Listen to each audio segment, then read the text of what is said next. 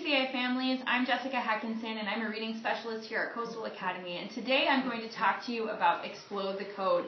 Explode the Code is a systematic approach to phonics instruction that we use here at TCA, and it's excellent if it's used properly. This right here is the teacher's guide. This is where you're going to find the majority of your direct instruction and your teaching materials.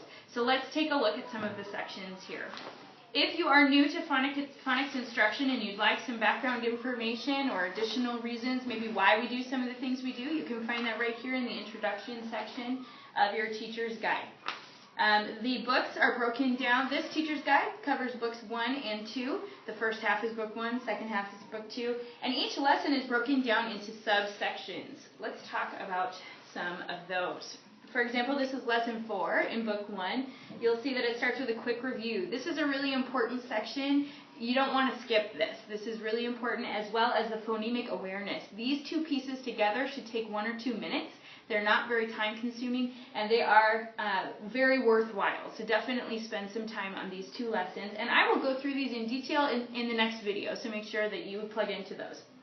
The phonics instruction here actually correlates with the student pages in the student workbook. This is book 1, and we'll talk about this in the next video.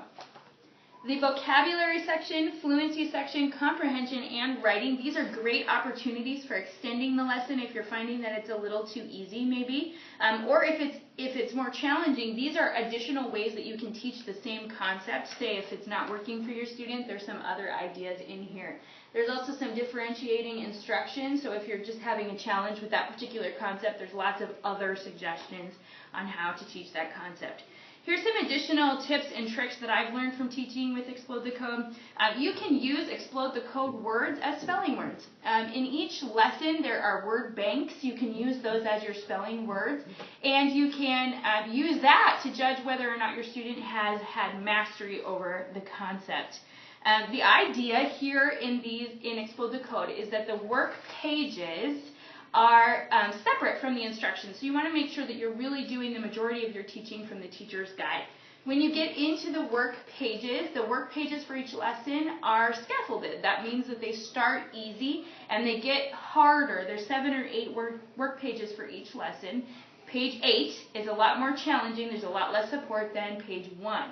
You do not have to do all 7 work pages every lesson. But if you do skip pages, you want to make sure that you do 1 from the beginning, 1 from the middle, and one at the end without any help, so that you know your student has mastered the concept before they move on.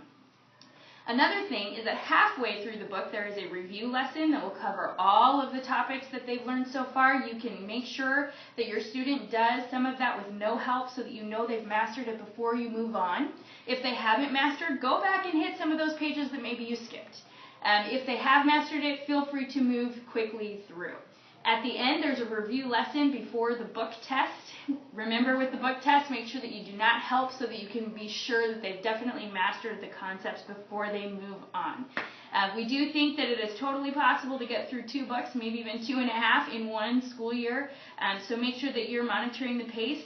The idea is to spend more time on the concepts that the student needs and less time on the concepts that maybe they've already mastered. But I guess the bottom line, the biggest point is this is just practice. This is where the teaching is, so make sure that you hold on to that teacher's edition. Make sure you check out the next video where we talk about book 1.